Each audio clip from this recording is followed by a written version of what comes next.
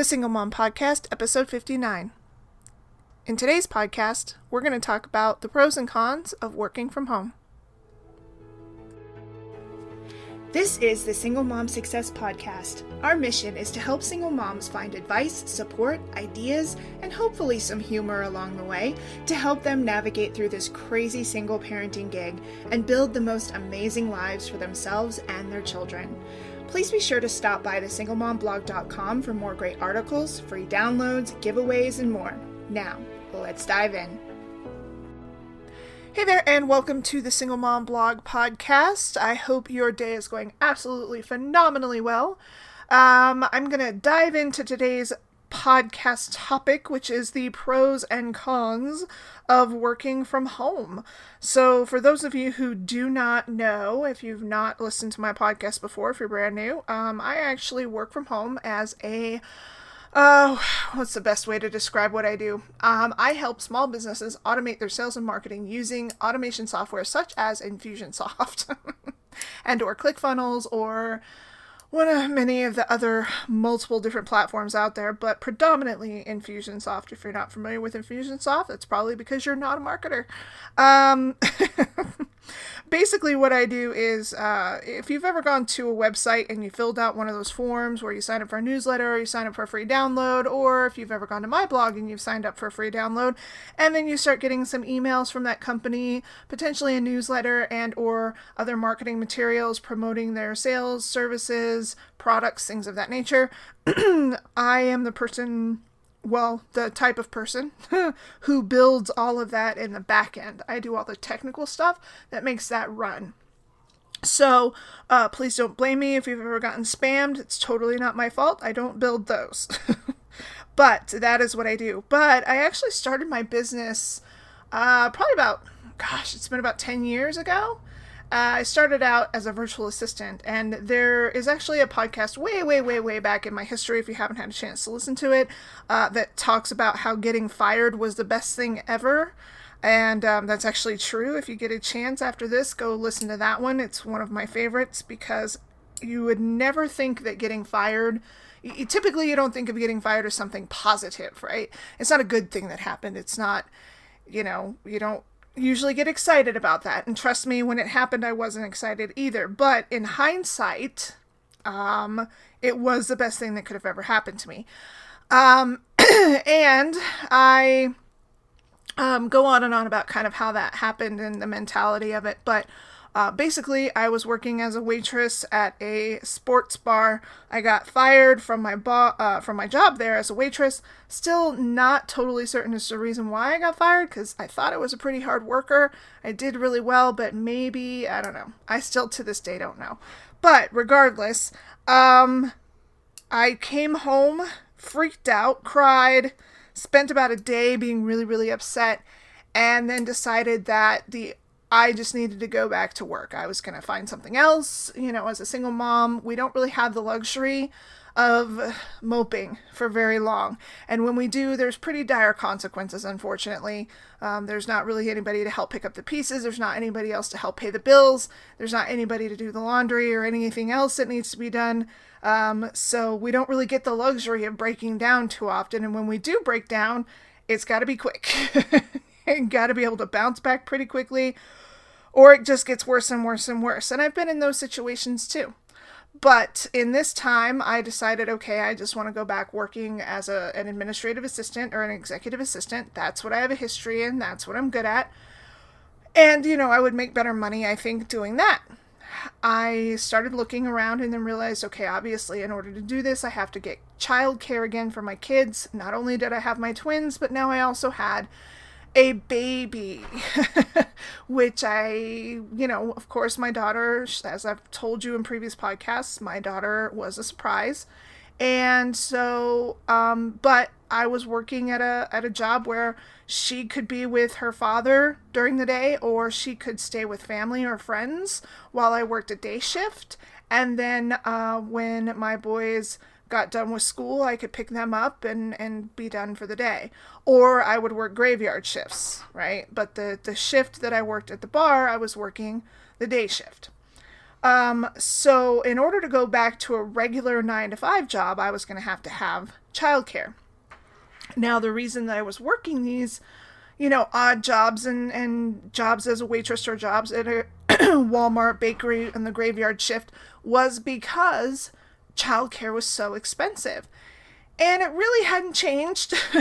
I don't know why I thought I could go back, but I decided that that is what I wanted to do. So I started looking into childcare for my twin boys who would be getting after school care. I think what I realized that I thought was that having them in half day, like only after school care, the aftercare program would be cheaper. I thought that would be cheaper than putting them in a regular daycare. So I thought maybe I could do it, right? No. Even with my kids, my boys being in school, going into the after school care program and putting my daughter in a full day daycare, my child care was still going to be more expensive than my rent. And that was just not something that I could do. I couldn't swing it. There was no way I was going to be able to make that happen. So I started thinking to myself, God, I'm never ever going to get out of this cycle. I'm always going to have to do crappy jobs. I don't know what to do. So I decided that in order to make that happen, I had to work from home. That was really the only way that was going to work for me, was to work from home. So I started researching and looking into things and ways that you can work from home, and I filtered through all the scams and the junk and the crap and the things that I just flat out knew I didn't want to do. I didn't want to sell candles. I didn't want to sell products. I didn't want to sell Pampered Chef. I didn't want to do Mary Kay. I didn't want to do any of that. That really wasn't my style. It wasn't my bag, and it really just didn't seem like something that would work for me anyway.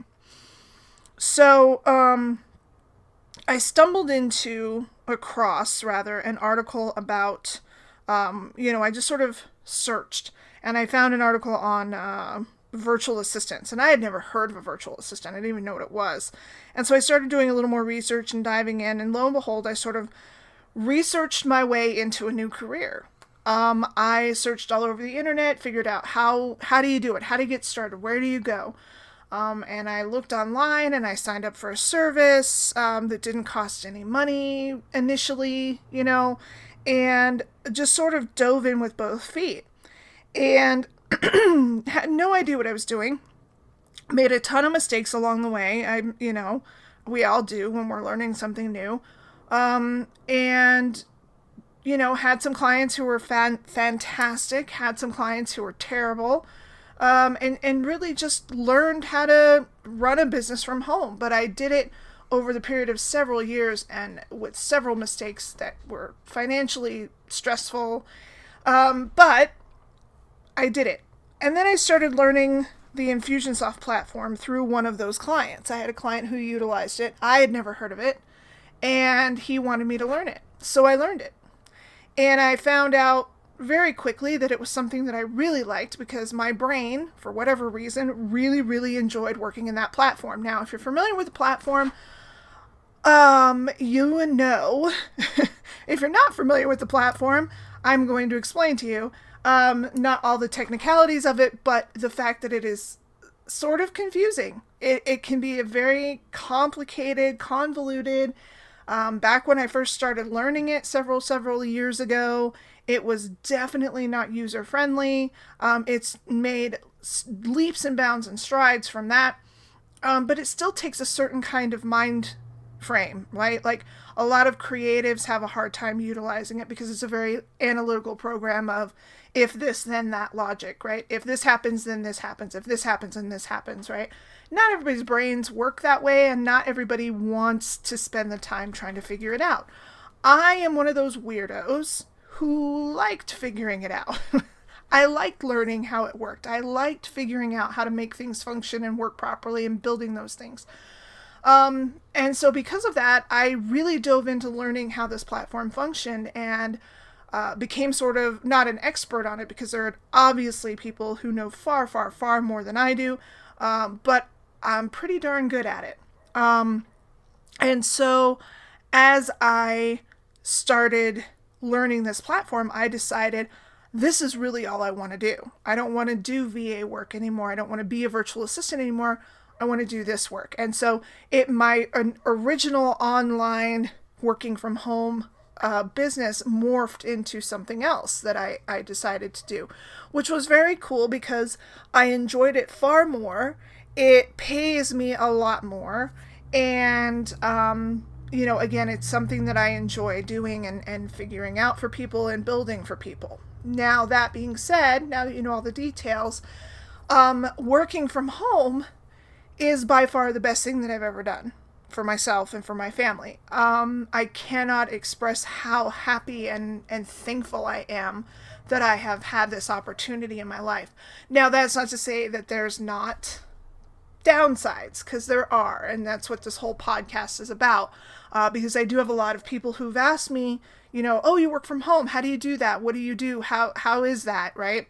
And so I just wanted to kind of go over it because I think a lot of people, I know I did, dive into working from home like it's sort of like this, utopia of perfect, this is the perfect solution to my problem, right? But it's not. It comes with its own set of problems. It comes with its own set of pitfalls that you really do have to be aware of. And so this podcast is dedicated to that, to the pros and the cons. So, and I'll go, there's tons of them. There's lots of different ones, but I'm going to go over my top ones. Far and away, the best and biggest pro is going to be the time with my family.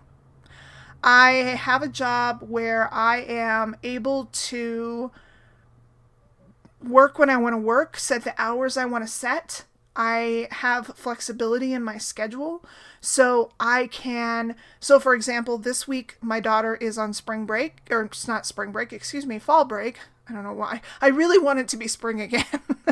I'm so unhappy with the fall and the cold. We've already had snow here and it was miserable, and I'm a tropical person living in Colorado, and I really would prefer to be on the beach at Bali.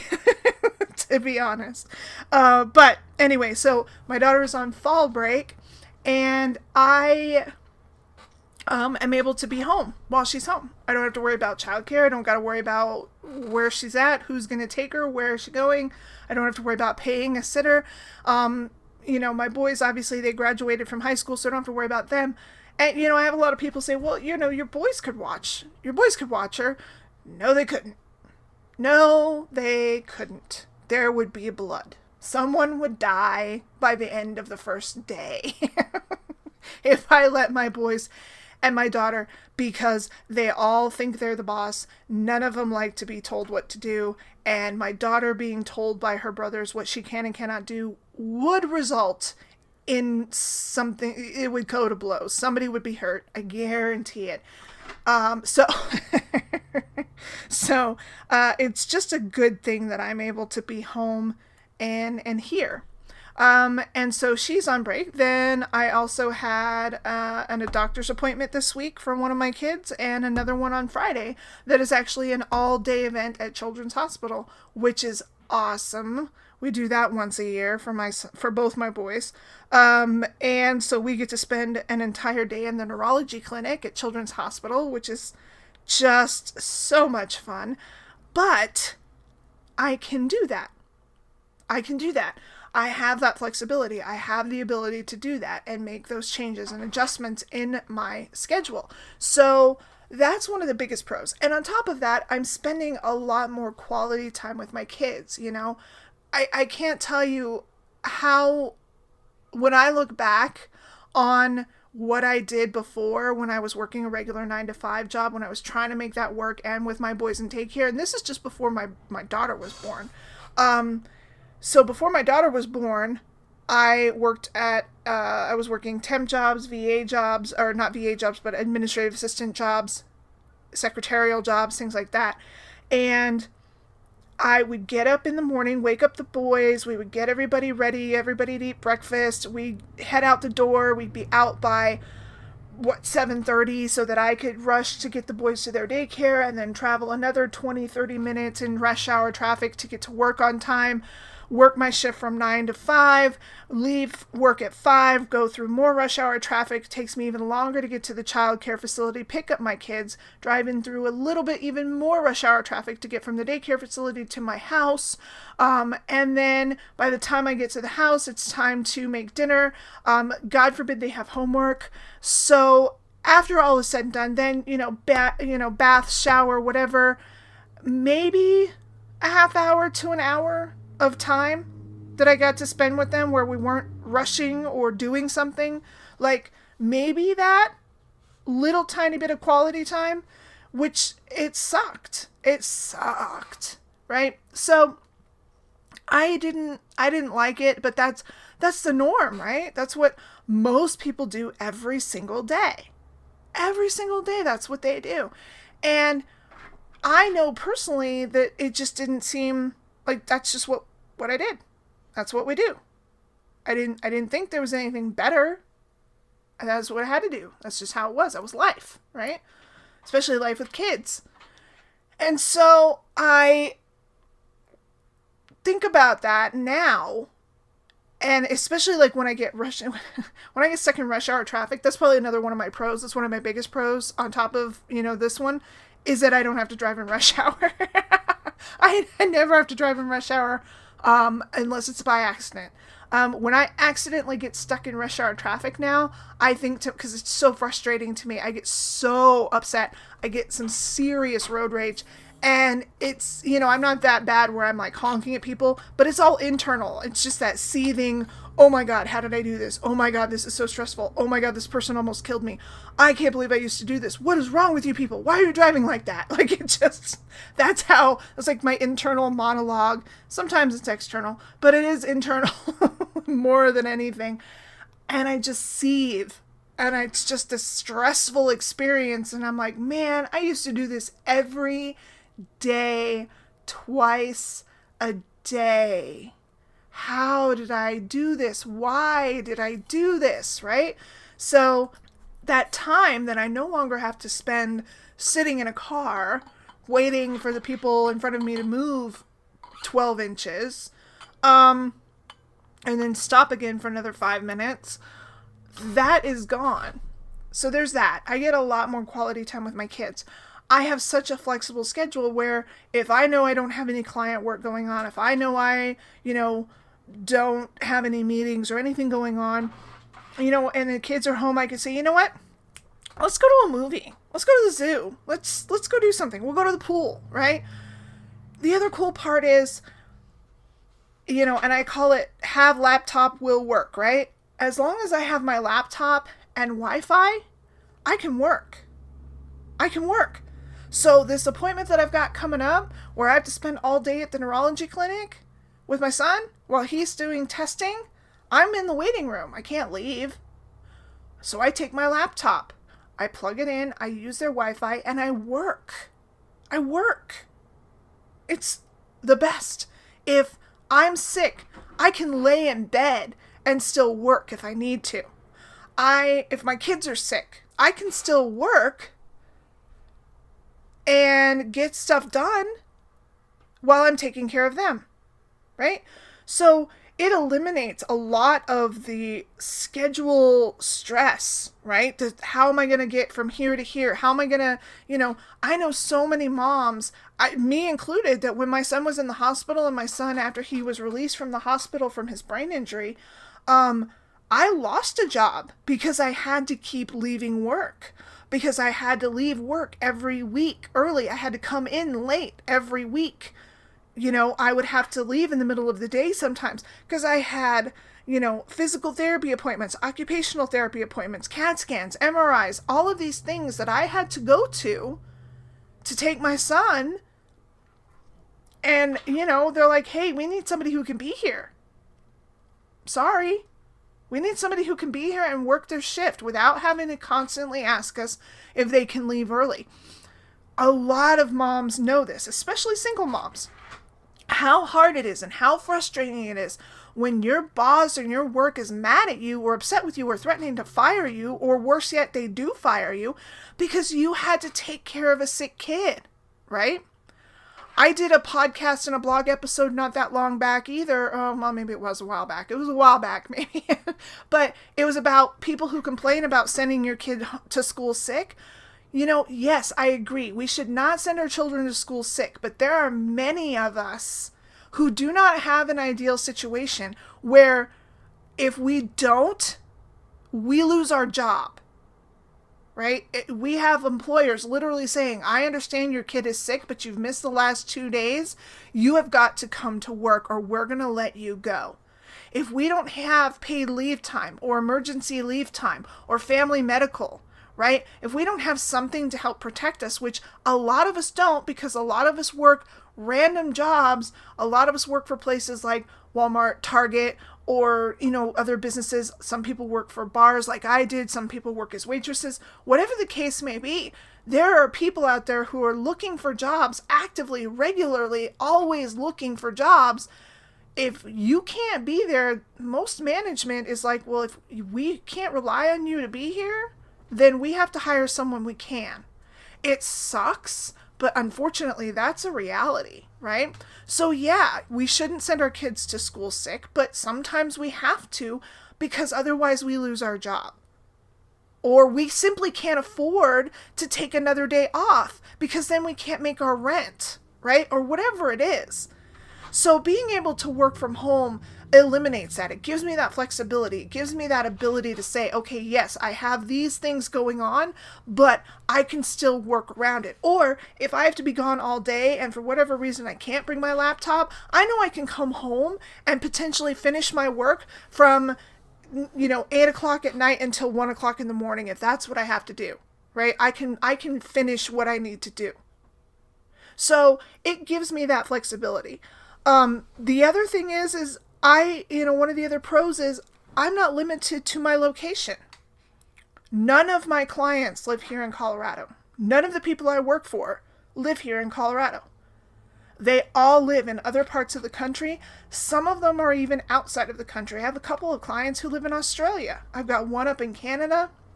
So really, I'm not limited to that either, which is awesome.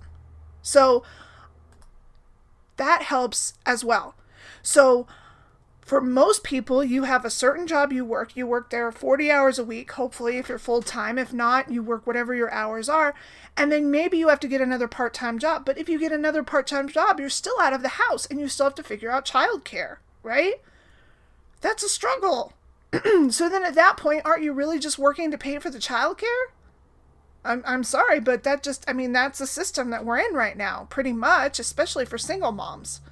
So for me, I can have as many clients as I can handle, as much work as I can bring in, and none of it has to be from my location. I can work for people that live anywhere in the world, as long as I have my internet and a computer. I'm able to do my job. So that's the other perk and pro of working from home and doing what I do. Okay, so that's the best part too, right? And if things get slow, I can work on picking up another client. Now, that does bring me to some of the cons. The cons of working from home and owning your own business is you own your own business. So your amount of work is dictated upon how many clients you can bring in. And there are many, many months where you don't have as many clients as you need or you would like, right? So you don't have a guaranteed income.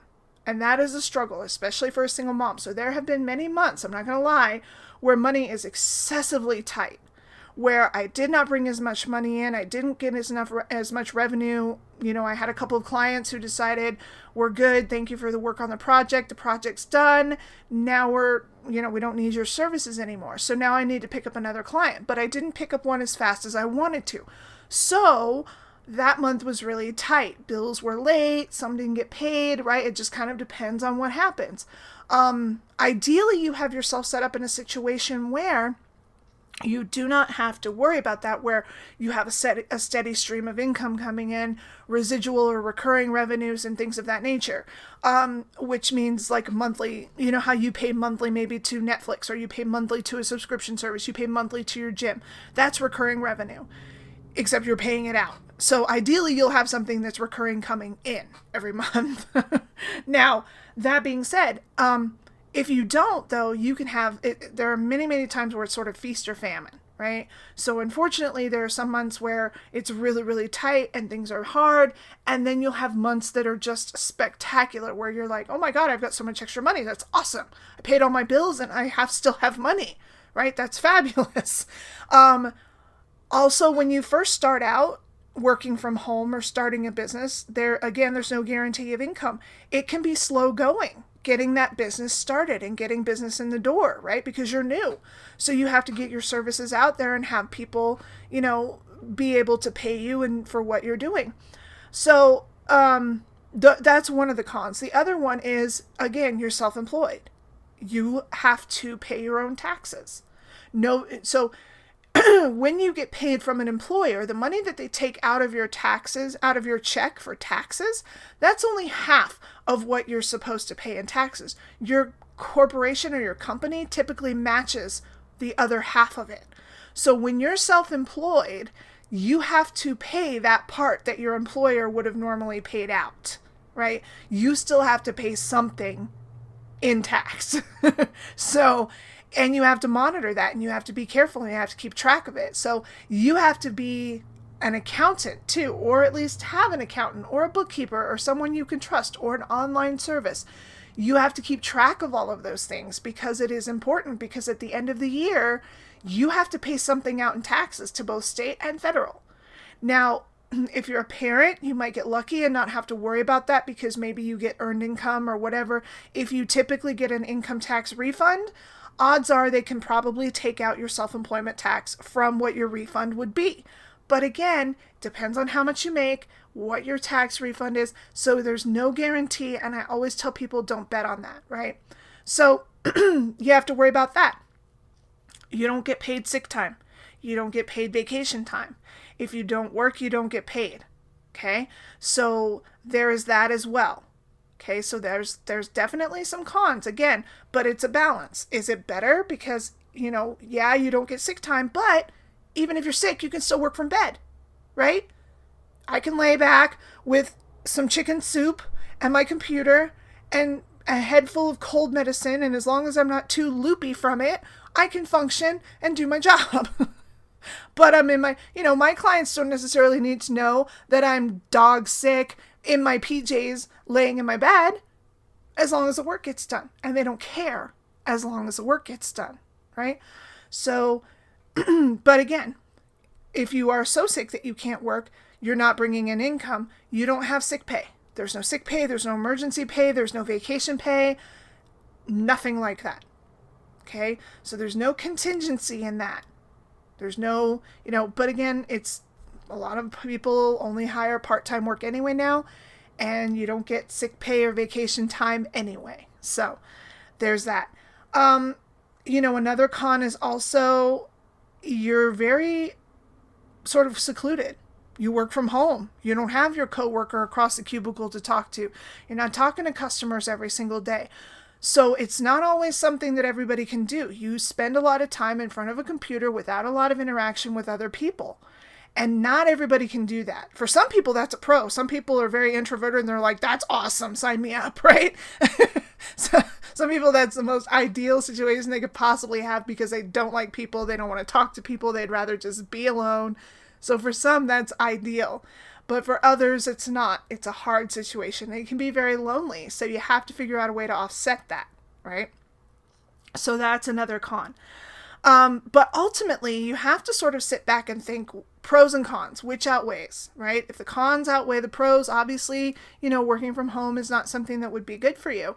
But if you're like me, the pros far outweighed the cons. Having more flexibility, having the ability to make my schedule how I want it, be able to charge what I want, be able to have multiple clients in multiple locations and not be dictated by who's hiring in my area.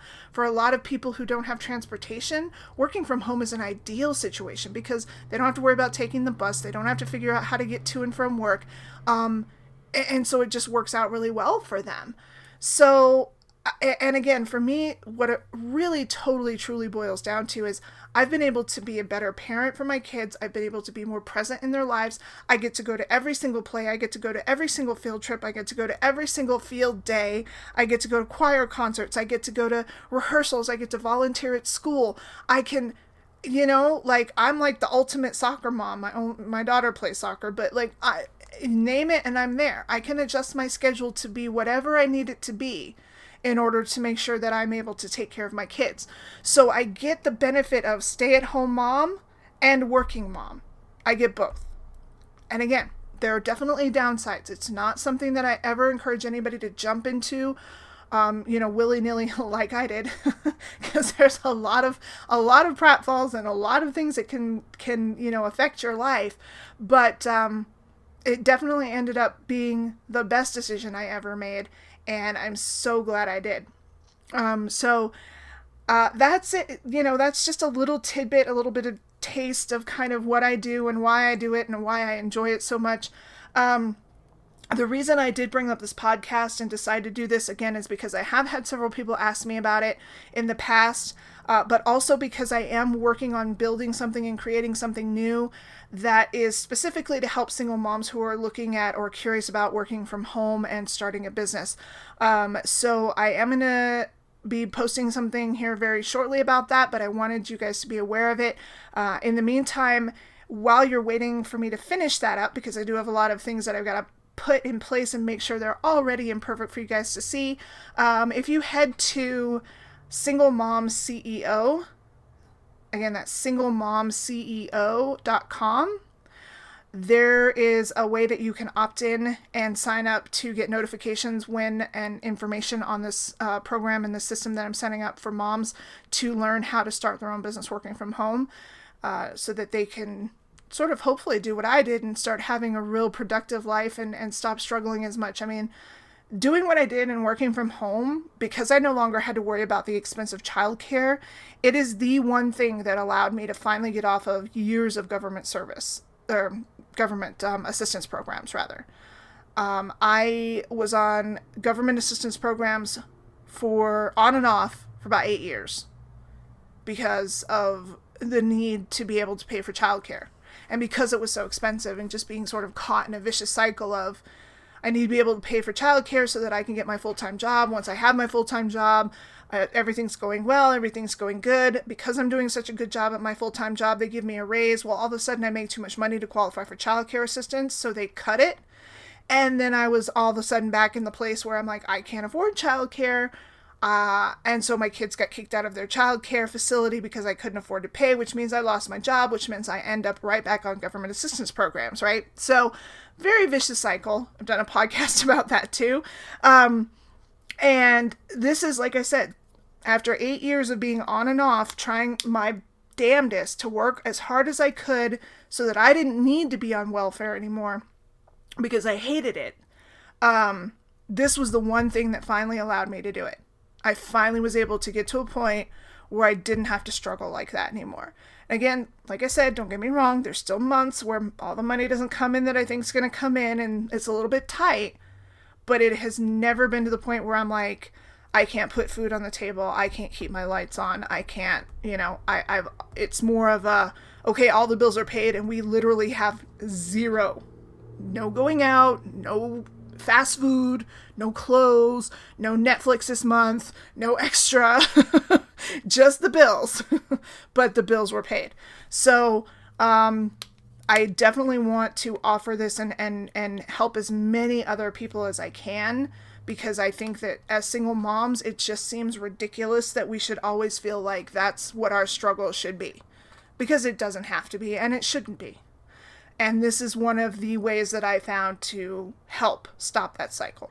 So, again, go to singlemomceo.com and there'll be a form there that you can fill out for information on there's actually like a little PDF download that you can get, the 7 things to consider before you start a business working from home.